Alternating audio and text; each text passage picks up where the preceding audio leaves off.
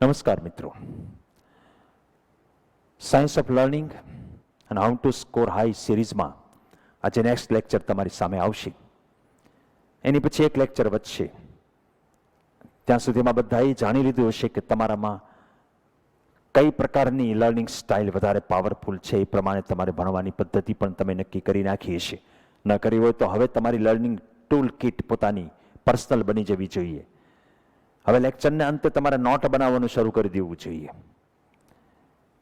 તમારે લેક્ચર પહેલા alpha સ્ટેટની process કરી લેવી જોઈએ. ફ્રેશ રહેવા માટે, હેપી રહેવા માટેની બધી ટેકનિક. ખોરાક છે એ બ્રેનને વધારે સ્ટ્રોંગ કરે એવો લેવાય. જોયફુલ અને એક્સાઇટેડ સ્ટેટમાં જ અભ્યાસ થઈ શકે. ફિયર હોય કે એન્ઝાયટી હોય કે સ્ટ્રેસ હોય તો આપણું હાયર ઓર્ડર થિંકિંગ માઇન્ડ છે એ કામ નથી કરતું. આવી બધી વસ્તુ તમે આ સિરીઝમાંથી જાણી છે, એને તમે અપનાવવાની કોશિશ કરજો.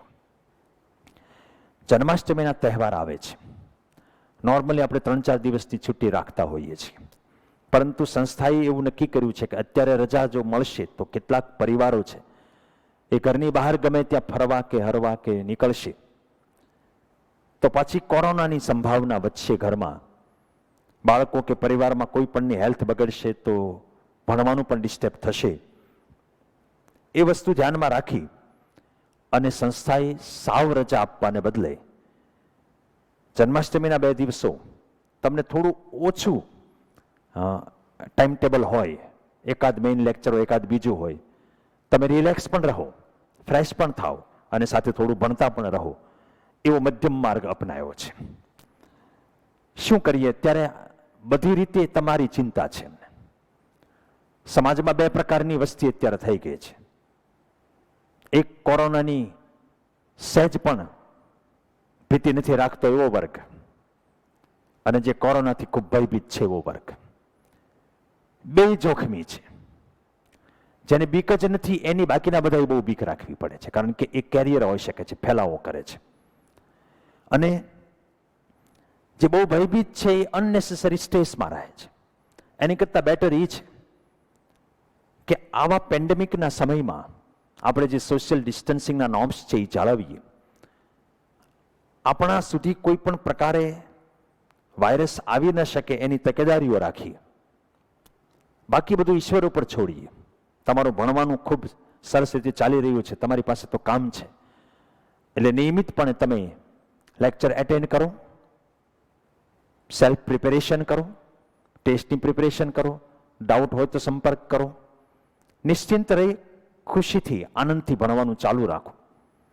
ફિઝિકલ એક્સરસાઇઝ જરૂરી છે, હેલ્ધી ફૂડ જરૂરી છે, હેલ્ધી લાઈફસ્ટાઈલ અત્યારે જરૂરી છે. અને અત્યારે જે આ સાયન્સ ઓફ લર્નિંગની જેટલી મેથડ્સ છે એનું અમલ શરૂ કરી દો.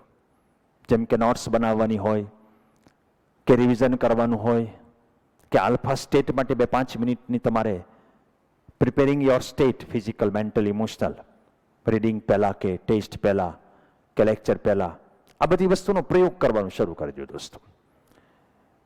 વિશેષ કાંઈ નહીં કહેતા, તમારે હજી આ સાયન્સ ઓફ લર્નિંગ સિરીઝનું લેક્ચર એટેન્ડ કરવાનું છે. ખાલી મારે તો એટલું કહેવાનું હતું કે જન્માષ્ટમીના તહેવાર છે, બધાને ખૂબ ખૂબ શુભેચ્છા. પરંતુ આપણે આ પેન્ડેમિકને ધ્યાનમાં રાખીને સંયમમાં ઘરમાં રહીને તે તહેવારની ઉજવણી કરીશું. થોડા તમે પણ ભણવામાંથી બ્રેક લઈ શકો એટલે તમને લોડ ઓછો આપીશું, અને આ રીતે આપણે સાથે મળી અને આ પરિસ્થિતિમાંથી પાર ઉતરીએ. All the best. Thank you. નમસ્કાર મિત્રો. સાયન્સ ઓફ લર્નિંગની સિરીઝમાં આમ તો જે 5 ટેકનિક છે, પેસર ટૂંકમાં નામ આપ્યું હતું. Preparing your state, acquiring the knowledge, cementing the knowledge એટલે memory technique, examine and embrace, અને રિવ્યુ, રિવાઇઝ એન્ડ રિવોર્ડ. આ બધી ચર્ચા થઈ ગઈ એટલે ઇન જનરલ આપણે ભણવા માટેની દરેકે કેમ ભણવું જોઈએ એની પોતાની વ્યક્તિગત લર્નિંગ ટૂલ કિટ, પોતાની ભણવાની પદ્ધતિ, એમાં કઈ ટેકનિક વધારે વાપરવી, કેવી રીતે પોતાનો રૂમ કે રીડિંગ સ્પેસ બનાવવી, physical, emotional, mental state, alpha સ્ટેટમાં કેવી રીતે આવવું, બેકગ્રાઉન્ડ મ્યુઝિક યુઝ કરવું, આ બધી જેટલી ટેકનિક છે એના આધારે તમને જે સ્યુટેબલ હોય એ મેથડ હવે તરીકે અપનાવી લેવી જોઈએ. હવે જે ત્રણેક લેસન છે એની અંદર પહેલા 2 લેસન 8A અને 8B, એમાં 6 સુપર સક્સેસ સ્ટ્રેટેજી, એક અલગ કોમ્બિનેશન છે. પહેલું બધું પતી ગયું, એમાંની જ કેટલીક બાબતો અને કેટલીક વધારાની એ આપણે ડિસ્કસ કરીએ, જેટલું થાય એટલું અત્યારે. તો 6 સુપર સક્સેસ સ્ટ્રેટેજી, એમાંથી 3 સ્ટ્રેટેજી આપણે આજના આ લેસનની અંદર ચર્ચા કરીશું. પહેલી સ્ટ્રેટેજી, ટેક ઇફેક્ટિવ નોટ્સ. મોટાભાગે ક્લાસમાં બેસીને લેક્ચર ચાલુ હોય ત્યારે વિદ્યાર્થીઓએ નોટ્સ લખતી જવી જોઈએ. ટીચર બોર્ડ ઉપર લખે એટલું જ નહીં, પણ એ વાત કરે, કોઈક પ્રશ્ન કે કન્સેપ્ટમાં ફેરફાર થાય તો શું કરવું, એવી કંઈ સલાહ સૂચન કરે, એ બધાને તમારે એ વખતે ઝડપથી નોટ ડાઉન કરવું જોઈએ. ઘણી વખત બાળકો છે એ ડિસિપ્લિનમાં ના હોય તો ટીચર છે એ ચાલુમાં નોટ લખવાની મનાઈ ફરમાવતા હોય છે. પણ હવે આપણે બધા સાથે મળીને આના ફાયદાઓને ધ્યાનમાં રાખીને દરેક ટીચર્સ પણ એવો વિચાર કરશે કે બાળકોને ચાલુમાં નોટ્સ લખવાની પરમિટ આપે. હું નહોતો આપતો, હું હવે આપીશ. Everyone should take notes during class. Lecture ચાલુ હોય ત્યારે દરેકે નોટ્સ લખવી જોઈએ, ભલે એ રફ રહે, પછી ફેર તમે ઘરે જઈને કરી શકો. Taking quality notes during class accomplishes 3 major goals that are vital for accelerated learning. આપણે અત્યારે લર્નિંગ ફાસ્ટ કરી શકીએ એ માટેની આ બધી ચર્ચા ચાલે છે. એના 3 જે મેજર ગોલ છે એ આમાં સેટિસ્ફાય થાય છે. ટેકિંગ નોટ્સ એડ્સ અ કાઇનેસ્થેટિક કોમ્પોનન્ટ, એટલે એક તો આપણે કંઈક બોડીલી કરવું પડે, એટલે કાઇનેસ્થેટિક સ્કિલ આપણી છે એ યુઝ થાય. You will already be taking in both auditory information from the instructor. Teacher પાસેથી તમે સાંભળતા પણ હશો અને ત્યાં જોતા પણ હશો. એટલે વિઝ્યુઅલ, ઓડિટરી અને કાઇનેસ્થેટિક, જોઈને, સાંભળીને અને કંઈક કરીને, આ ત્રણેય સેન્સ, ત્રણેય ઇન્દ્રિયોનો એકસાથે ઉપયોગ થશે. Taking notes keeps you actively involve during the class. આ પણ એટલું જ અગત્યનું છે. ક્લાસ દરમિયાન તમે આડાવડા ક્યાંય ખોવાઈ ન જાઓ અને એક્ટિવલી ક્લાસમાં જે ચાલી રહ્યું છે એમાં તમે તમારી જાતને પરોવી રહ્યા છો, ઇન્વોલ્વ કરી રહ્યા છો. યોર ક્લાસ નોટ સર્વ as a valuable reference for everything that you are learning. ભવિષ્યમાં એ એક વેલ્યુએબલ રેફરન્સ બનશે. એ રિવાઇઝ જ્યારે કરવાનું હોય, રિવ્યૂ કરવાનું હોય, એના માટેનું બેસ્ટ મટીરિયલ બનશે. કોઈ રેડીમેડ રિવિઝનની ટિપ્સ આપે, જેમ કે અમે ફિઝિક્સમાં પોઈન્ટ્સ ફોર રિવિઝન આપીએ છીએ, એ જનરલાઇઝ થયા. વિદ્યાર્થીએ પોતાની રીતે પોતાના રિવિઝનના પોઈન્ટ્સ બનાવવા જોઈએ. The more complete and detail your notes are, the more benefit you will gain from them. Complete notes, એમાં શું શું ધ્યાન રાખવું, બધી વાતો હું તમને કરું. Your notes are perhaps your greatest single tool for success in any class. ગમે તે ધોરણમાં તમે હો, પણ આ એક બહુ અદ્ભુત ટૂલ છે ભણવા માટેનું. Everyone should take notes during class. અને નિંજા નોટ પણ કહેવાય. એની 5 ટેકનિક તમને આપું છું. એ નામ આપેલું છે, થોડીક બ્યુટીફુલ નોટ્સ હોય, સાવ મિકેનિકલ ન હોય, એક જ કલર ન હોય, એક સરખું બધું લખાણ ન હોય, એમાં ડાયાગ્રામ હોય, ક્યાંક નાના મોટા સંકેતો વાપર્યા હોય, અલગ અલગ કલર કોડિંગ કર્યું હોય. પહેલી ટેકનિક એ છે કે preview the material before class. Class પહેલાં આપણે અગાઉ પણ વાત થઈ હતી, મટીરિયલ આખું જોઈ જવું જોઈએ, કારણ કે તો જ તમારા માઇન્ડની અંદર એક ફ્રેમ હશે કે આમાં હું શું ભણવા જઈ રહ્યો છું. પછી એ પ્રમાણે તમને નોટ ક્યાં ગોઠવવી એ ખ્યાલ રહે. Second, use images and colour. અંદર કોઈક આકૃતિ છે, કલર છે, એનો યુઝ કરો. We tend to think in pictures and in colour. Normally આપણું થિંકિંગ એમાં વધારે ચાલતું હોય, પિક્ચર્સમાં અને કલરમાં. Adding color and images to your notes is an easy and fun way to make them more brain friendly. આપણું મગજ જે છે એને એકદમ એક ધારાપણું ગમતું નથી. એક જ કલરના, કાળા કલરના, એક સરખી સાઇઝના બધા અક્ષરો વાંચ્યા કરો, એ મગજને ગમે નહીં, એને જોયફુલ ના લાગે. એને બદલે તમે અંદર ચિત્ર દોરો, કંઈક આકૃતિ દોરો, કંઈક નાના મોટા શેપ કરો, કે કલર કોડિંગ કરો, કંઈક ચીપકાવો, કે આ બધી વસ્તુ કરો ને એ બ્રેઇન ફ્રેન્ડલી થાય, એન્જોયફુલ થાય. The goal of using color and pictures is to add flair to your notes, making them more visually appealing and memorable. એ યાદ પણ વધારે રહે અને આપણને જોવું ગમે પણ વધારે. You can add color and images during class if there is time. જો ટીચર કોઈ ધીમા હોય, તો મારામાં તો શ્વાસ લેવાનો ટાઈમ ન હોય, પણ ટીચર જો ધીમા હોય તો તમે ત્યાંય તે કલર યુઝ કરી શકો. નોર્મલી ત્યાં તમને ચાન્સ ઓછો મળવાનો હોય, તો તમે ફરી વખત જ્યારે તમારી નોટ્સ ઘરે જઈને બનાવો ત્યારે એમાં કલર કોમ્બિનેશન કે ડાયાગ્રામ કે જે કાંઈ તમારે કરવું હોય તમે કરી શકો. Go beyond simply copying what the instructor writes. Teacher જે માત્ર લખતા જાય એને જ કોપી મારો એવું નહીં, એ સાથે બોલતા જાય, કંઈક સમજાવતા જાય, એમાંથી તમારા શબ્દોમાં એને ઢાળો. An important aspect of effective note taking is actively listening to the instructor. Actively ટીચરને સાંભળો and taking notes on what they say in addition to what they write. લખે તો લખવાનું, પણ ઉપરાંત જે બોલતા જતા એમાંથી તે કામની માહિતી હોય એ તમારે લખતી જવી જોઈએ. એટલે તમે એક્ટિવલી એની સાથે તાદાત્મ્ય કેળવેલું છે શિક્ષકની સાથે. If you don't have time to finish writing down important note, આખે લખવાનો ટાઈમ તમારી પાસે નથી, તો કી વર્ડ્સ અમુક લખી નાખો, અગત્યના શબ્દો, અને પછી તમે પાછા ઘરે જઈને જ્યારે લખો ત્યારે એને ડિટેલમાં વ્યવસ્થિત, પણ એ જ દિવસે તાજે તાજું જ્યારે ક્લાસમાં ચર્ચા થયેલી હોય એ તમારા માઇન્ડમાં હોય ત્યારે તે લખાઈ જવું જોઈએ. ચોથી ટેકનિક છે be creative and develop your own style. એમાં તમારે નવી નવી સ્ટાઇલો વાપરવાની, તમારી પોતાની. ક્રિએટિવ રહેવાનું. ક્રિએટિવ એટલે તમે સમજો છો, અલગ અલગ મેટર માટે તમે અલગ અલગ આઈડિયા અંદર વાપરો. Notes don't have to be boring.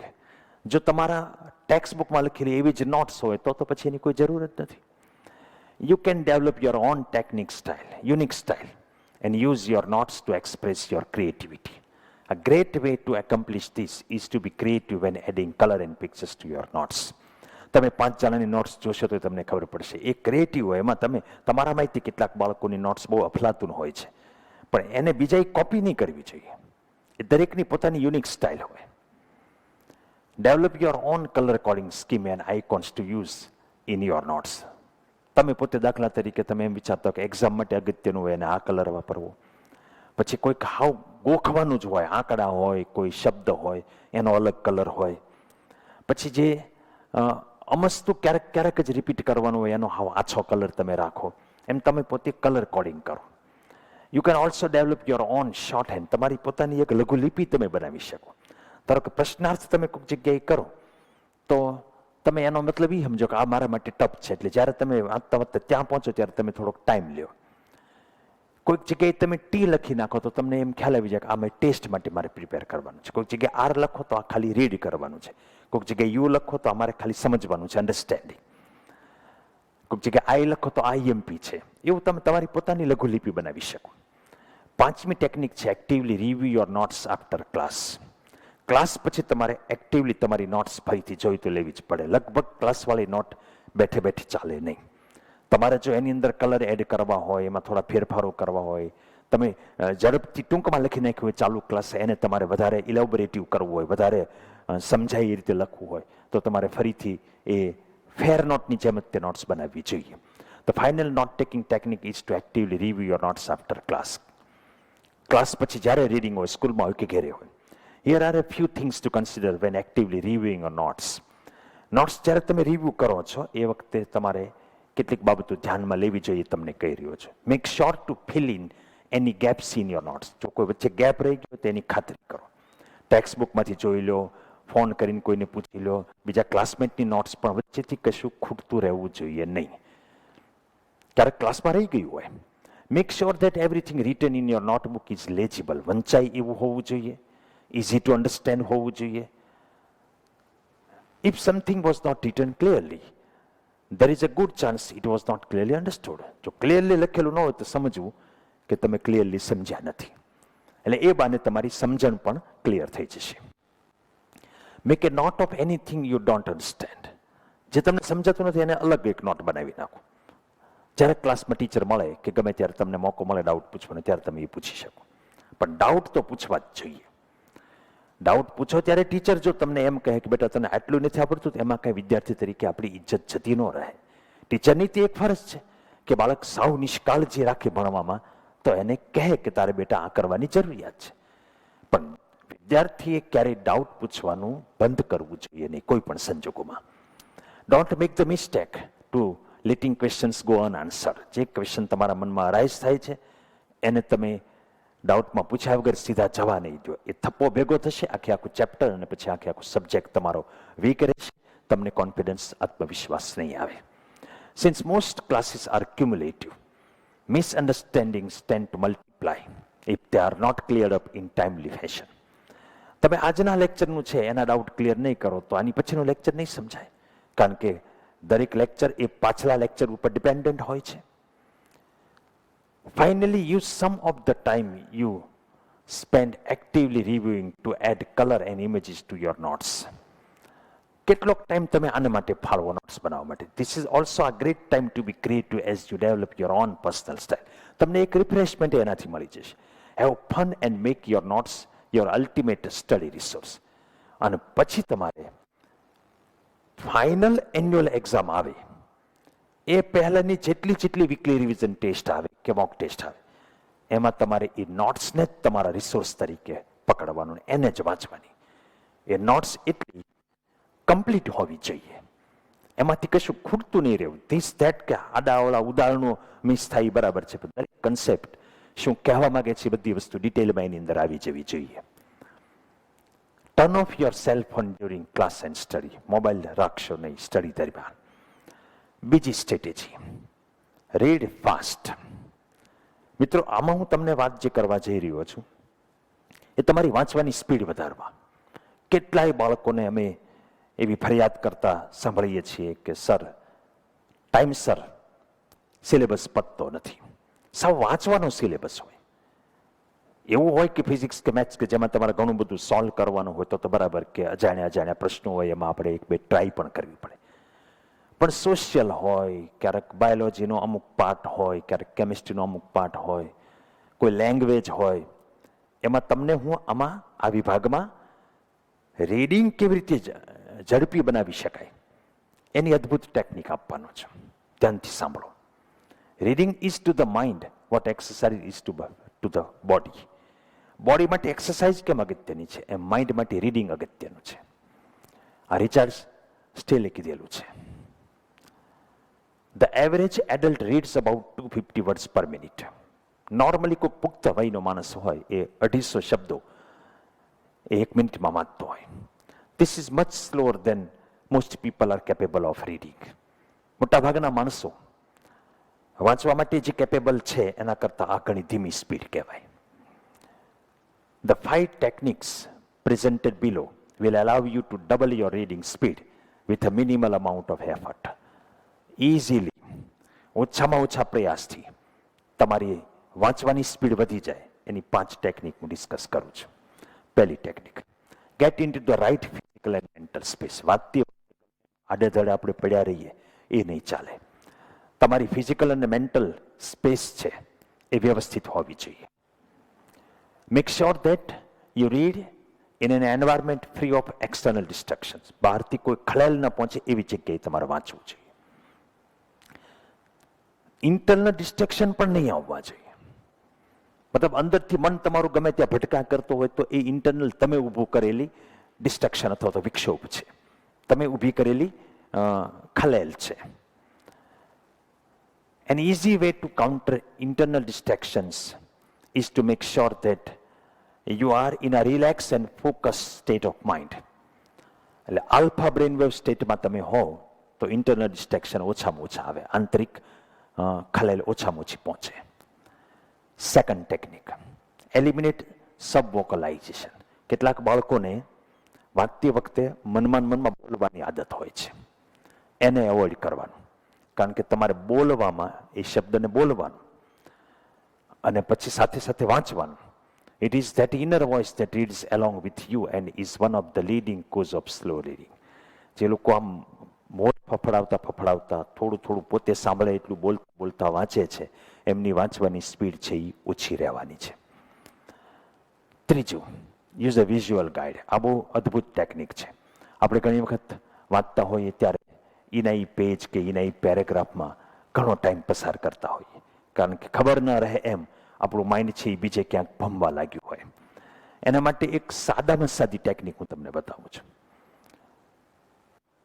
This jerky motion of eyes, which is known as saccadic movements, greatly reduces your reading speed. આપણી આંખ છે ઘડીક આમથી આમ ફેરવવી એ વાર લગાડે છે. એને બદલે the easiest way to eliminate this inefficient eye motion is to use your finger અથવા તો પેન, બંધ પેન, એને ફેરવતી જવાની અને એની સ્પીડ તમારે જે સ્પીડે વાંચવું એ સ્પીડે એની આંગળી ફેરવવાની. કેટલાય ફાયદા છે આના, વર્ષોથી હું કહેતો આવું છું. This simple technique alone can double your reading speed. ખાલી તમે તમારા વાંચવાના જે વાક્યો છે એની નીચે, એક્ઝેક્ટલી અક્ષરોની નીચે આંગળી ફેરવતા જાઓ અને માઇન્ડ ત્યાં જ રાખો, આંખ અને મન બંને, અને પછી સ્પીડ વધારવી હોય તો હાથની મોશન વધારવાની. એટલે એમનામ આ એક ટેકનિકથી તમારી વાંચવાની સ્પીડ છે ડબલ થઈ જાય. To use your finger visual guide, place your finger directly below the words that you are reading. શબ્દોની નીચે તમારી આંગળી રાખો.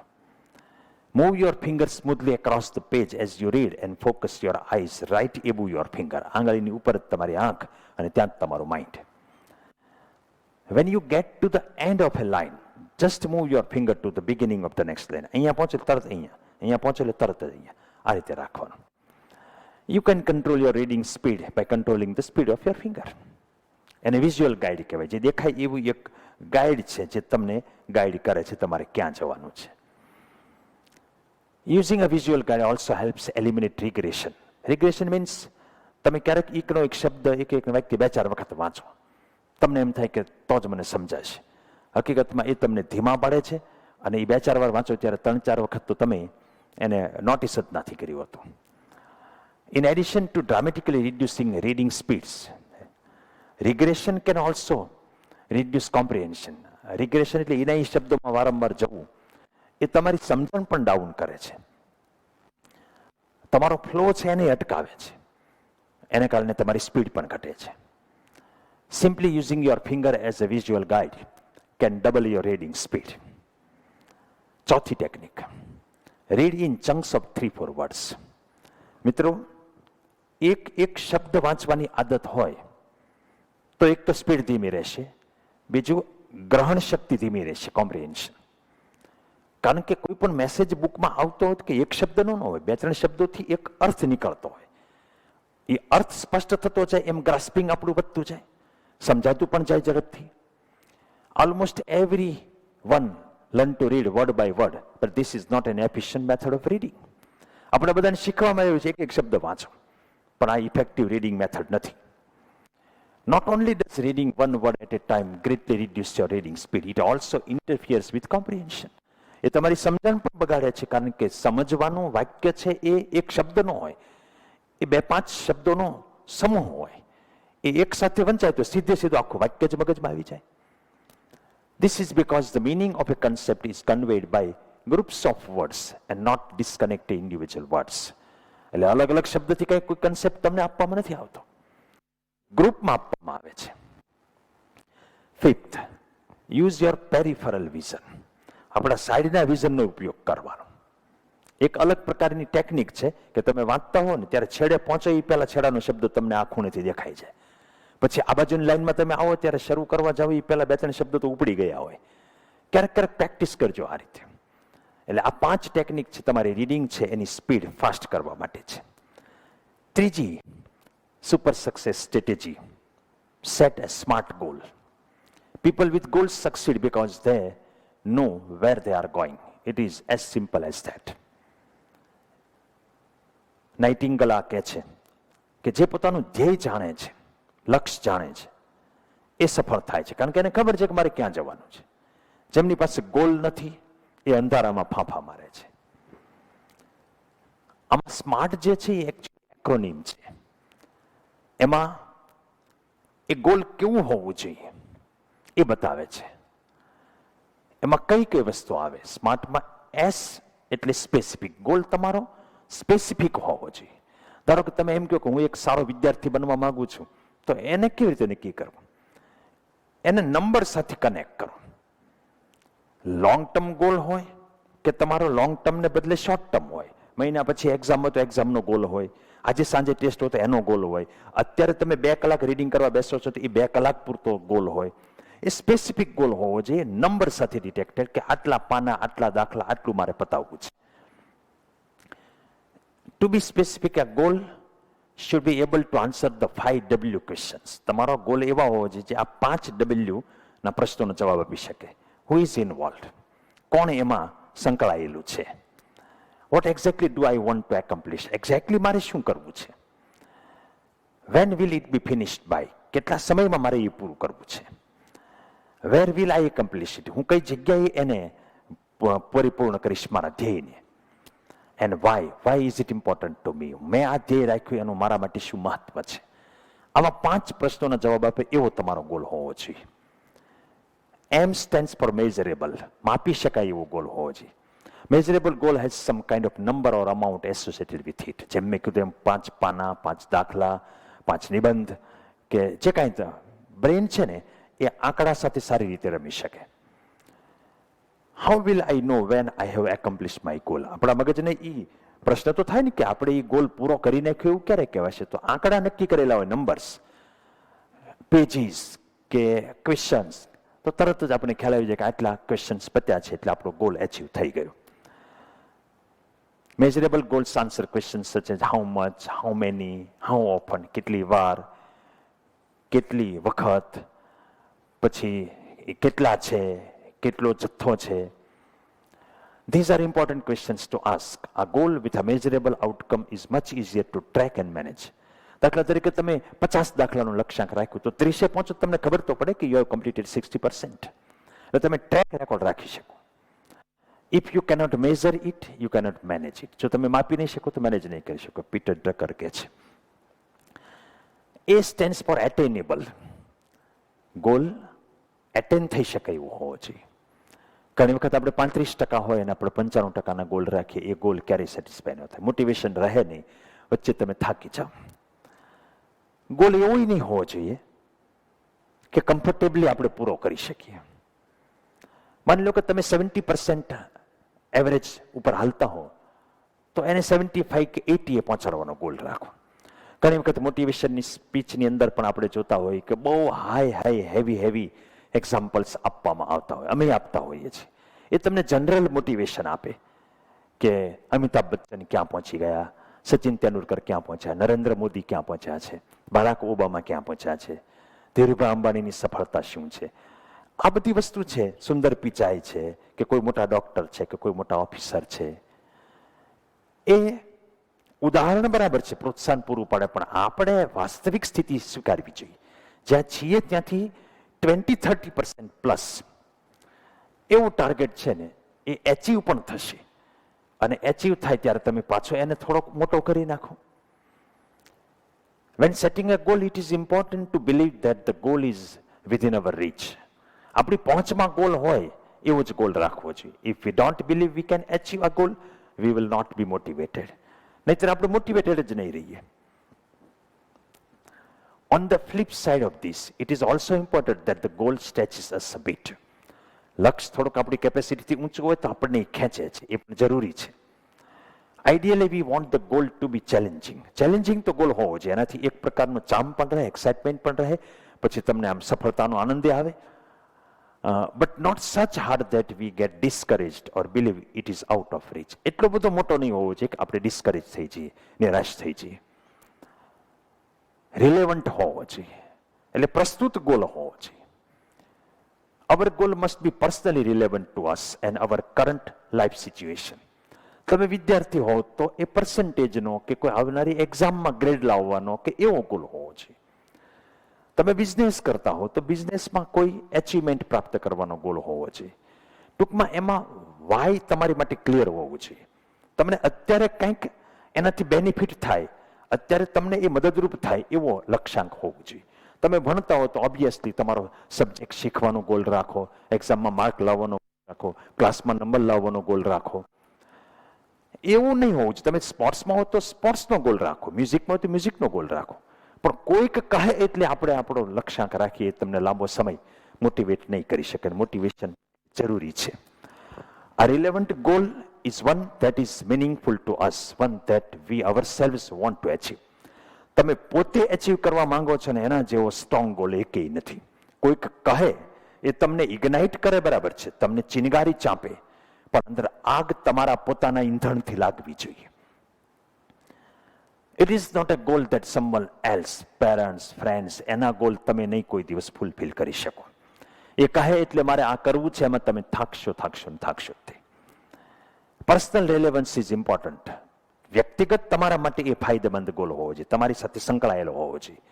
It is virtually impossible to stay motivated and work hard to achieve someone else goal. બીજાના કોઈનું ધ્યેય છે એને લાંબા ગાળા સુધી પરસ્યુ કરવું એ નેક્સ્ટ ટુ ઇમ્પોસિબલ છે. In addition, our goal needs to be relevant to our current life situation. અત્યારની આપણી લાઈફની જે સિચ્યુએશન હોય એની સાથે પણ એ બંધ બેસતું હોવું જોઈએ. If you are a student with final exam coming up in 2 weeks, you probably will not be very motivated to accomplish a goal that doesn't have immediate relevance to your upcoming finals. માની લો કે તમારે 2 વર્ષ પછી બોર્ડની exam છે, પણ આ રવિવારે મોક ટેસ્ટ છે. તમે બોર્ડની એક્ઝામનું ટાર્ગેટ રાખીને કામ નહીં કરી શકો. તમારો ગોલ આ રવિવારની મોક ટેસ્ટનો હોવો જોઈએ. એટલે નજીકમાં જે વસ્તુ તમારે એચીવ કરવાની છે એ ગોલ તમારો વધારે રિલેવન્ટ ગણાય. એ ગોલ ઘણી વખત લાંબા ગાળાના આપણા લક્ષ્યાંકો હોય એ તરફ જ તમને લઈ જતા હોય છે. એટલે બેક ઓફ ધ માઇન્ડ લાંબા ગાળાનો લક્ષ્યાંક તો રાખવાનું જ કે મારે એક મહાન વ્યક્તિ બનવાનું છે, કોઈ એક ફિલ્ડના એક્સપર્ટ બનવાનું છે, અને મારે લોકોના જીવનની અંદર મારા સ્કિલથી, મારી મહેનતથી, મારી આવડતથી બદલાવ લાવવાના છે. એવા નિસ્વાર્થ ધ્યેય સાથે તે હંમેશા આગળ વધવાનું. લાસ્ટ પોઈન્ટ આમાં છે ટી એટલે ટાઈમ બાઉન્ડ. ગોલ રાખો પણ એના માટે સમય નિશ્ચિત ના કરો તો કોઈ દિવસ એમાં સ્પીડ ના આવે, મોટિવેશન ના આવે, કંટાળો આવે ત્યારે આપણે ઝૂકી જતા હોઈએ. Our goals need to have a time limit on them. This gives us a sense of urgency and helps us to stay motivated. Time bound હોય તો તરત જ આપણને કંટાળો આવતો હોય તો તરત આપણે કામ પકડી લઈએ, કારણ કે આપણને ખ્યાલ છે કે આટલા સમયમાં આ પૂરું કરવાનું છે. Goals can be short-term goals to be accomplished within a few weeks or long-term goals.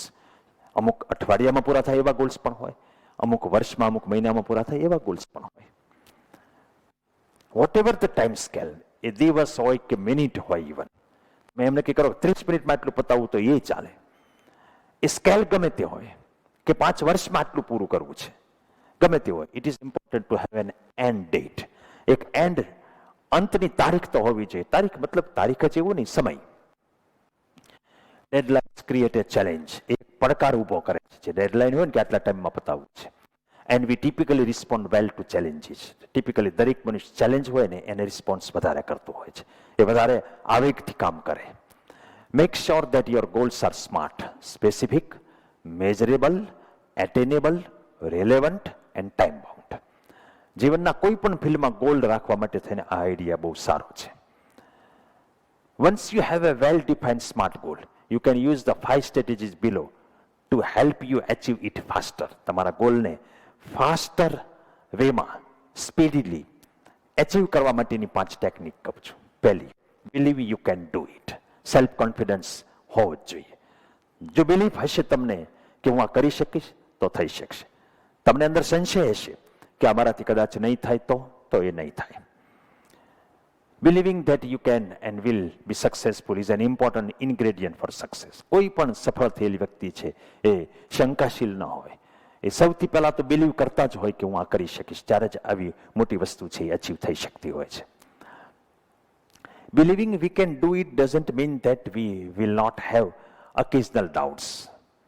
આપણે એવું બિલીવ કરીએ કે હું કરી શકીશ એનો મતલબ એવો નથી કે એમાં ક્યારેય પ્રોબ્લેમ નહીં જ આવે. However, deep down inside we have to believe that we are capable of accomplishing our goal. ગમે એવા વિઘ્ન આવશે તો હું આ પૂરું કરીશ, એવો આપણને અંદર તે એક અહેસાસ હોવો જોઈએ. Otherwise there is a good chance that we will quit once the going gets tough. જો આપણે મુશ્કેલીની તૈયારી નહીં રાખીએ તો જ્યારે મુશ્કેલી આવશે ત્યારે આપણે મેદાન છોડીને ભાગશું. ઘણા બાળકોને આપણે જોતા હોઈએ છીએ કે કંઈક અઘરું હોય એટલે મારથી આ નહીં થાય, પીછેહટ કરે. ક્યાંક ને ક્યાંક પેરેન્ટિંગની અંદર પણ ભૂલ નાનપણમાં થઈ હોય. ગમે ત્યારે નાનું બાળક છે એ કંઈક સિદ્ધિ હાંસલ કરે ત્યારે આપણે એને બહુ બિરદાવવા લાગીએ છીએ. પછી એને એવું થાય છે કે હું પહેલા નંબરે આવું કે 5 સ્ટાર લાવું તો જ મારા પેરેન્ટ્સ ખુશ થાય છે. પછી જ્યાં એને હારવાની બીક લાગે ત્યાં એ પીછેહટ કરે છે. Have an initial plan. સ્ટાર્ટિંગમાં આખો પ્લાન હોવો જોઈએ. Here are 4 useful questions you can ask. પહેલો question, what are the first few steps that I need to take? કોઈ પણ ટાર્ગેટ છે તો ઇનિશિયલી તમારે શું કરવાનું કે પહેલા શરૂઆતના કયા સ્ટેપ આવશે. What do I need to research and learn in order to accomplish my goal? મારો ગોલ, મારું ધ્યેય પ્રાપ્ત કરવા માટે મારે શું સંશોધન કરવું જોઈએ કે મારે શું શીખવું જોઈએ?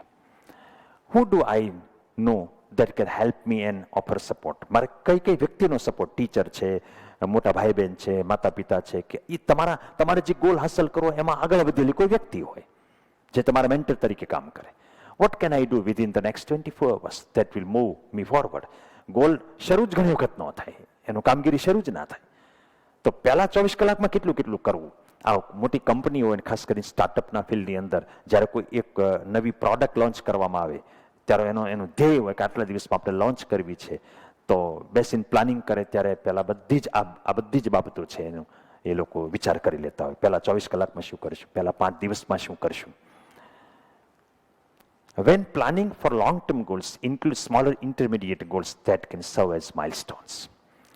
તમે 5 વર્ષ પછી કોઈ વસ્તુ હાંસલ કરવાનું એક ધ્યેય રાખ્યું હોય તો એને નાના ગોલમાં તમારે ડિવાઈડ કરવું જોઈએ. જેમ તમારે અહીંથી અમદાવાદ જવું તો માઇલસ્ટોન વચ્ચે હોય કે 20 કિલોમીટર હાલ્યા, 40 કિલોમીટર હાલ્યા. માઇલસ્ટોન એ તમને કેટલીક બાબતો એચીવ થઈ ગઈ છે એનું એક સેટિસ્ફેક્શન આપે અને આગળનો વધારાનો ભાગ એચીવ કરવા માટે તમને મોટિવેટ કરે. Milestones are important because they give us a sense of progress. આપણે આગળ વધી રહ્યા છીએ એવું આપણને એક સમજણ આપે as we work toward our long term goal. ત્રીજી વસ્તુ છે post your goals where you can see them every day. તમારા રીડિંગ રૂમમાં ટેબલની સામે તમારા ગોલને ચિપકાવી રાખો, જ્યાં તમે વાંચતા હો કે જ્યાં તમારી ટૂંકમાં વધારે નજર જાય. જો મગજમાંથી ગોલ નીકળી ગયો, out of site out of mind, એટલે તમારી નજરમાંથી ગયું તો મગજમાંથી જશે, નજરમાંથી ગોલ જવો જોઈએ નહીં. ચોથું છે tech action every day. Daily તમારા ગોલ સુધી પહોંચવા માટેની કંઈક ને કંઈક એક્શન લો. માની લો કે તમે નક્કી કર્યું હોય કે મારે એસએસસીમાં કે 12થમાં કે નીટમાં કે જેડબલ્યુમાં કે કંઈક સારો સ્કોર લાવવો છે, તો ડેઈલી એના માટે કંઈક ને કંઈક પ્રવૃત્તિ થવી જોઈએ. એમ કોઈક દિવસ અમુક સમ સોલ્વ કરી નાખ્યા, કોઈક દિવસ અમુક થિયરી પાકી કરી નાખી, કે કોઈક દિવસ અમુક ટેસ્ટ આપી દીધી. ડેઈલી કંઈક ને કંઈક તમે એવું કરેલું હોવું જોઈએ તમને 2 ડગલા તમારા લક્ષ્યાંક તરફ દોરી જાય.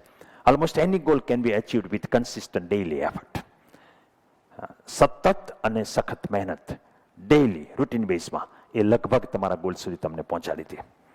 Almost any goal can be achieved with consistent and daily effort. Get support from others. બીજાનો ટેકો લ્યો. હંમેશા આપણે સામાજિક પ્રાણી છીએ. આપણે આજુબાજુ મિત્રો હોય, સગાવાલા હોય, ભાઈ બહેન હોય, પરિવારના સદસ્યો હોય કે ટીચર્સ હોય જેમનો આપણે સપોર્ટ લઈ શકીએ, ઇવન ટેકનોલોજીનો સપોર્ટ લઈ શકીએ. First find someone who has already accomplished what you want to achieve. તમે માની લો કે નીટની અંદર 600+ માર્ક લાવવા માંગો છો, જેડબલ્યુની અંદર 200 માર્ક લાવવા માંગો છો કે એનાથી વધારે લાવવા માંગો છો, તો એ જે લાવેલા હોય ને એને તો વીતેલી છે આખી કઈ રીતે કરવાનું હોય એનો ટેકો લો તમે. Ask them what they did. એમણે કઈ રીતે કર્યું હતું. એ ઓથેન્ટિસિટી છે. ઇવન અમારા જેવા ટીચર કહે એની કરતા જે પોતે અચીવ કરીને બેઠા છે એમને આખું ભાવનાત્મક ઇમોશનલી એને ખબર છે આખી કહાની કઈ રીતે બની છે, how they did. And if they have any advice for you, take. એની પાસેથી કોઈક સલાહ લ્યો. Second way of getting support is to have an accountability partner. બીજી વસ્તુ એક એ છે કે એક એકાઉન્ટેબિલિટી પાર્ટનર બનાવો. મતલબ કે તમારા મમ્મીને તમે કહી દો કે હું 2 કલાકમાં આટલું કામ કરીશ. હવે એને એક કામ સોંપો કે 2 કલાકે તમારે મારો રિપોર્ટ લેવાનો, આ કામ કર્યું કે નથી કર્યું. સાંજે માની લો કે પપ્પા છે ઓફિસેથી બહાર આવે, તમે એમને એકાઉન્ટેબિલિટી સોંપી દો કે તમારે મને પૂછવાનું આખા દિવસમાં કેટલું કર્યું, મારો આજનો આ પ્લાન છે. તમે સવારમાં પ્લાન આપી દો અને સાંજે એમને કહી દો.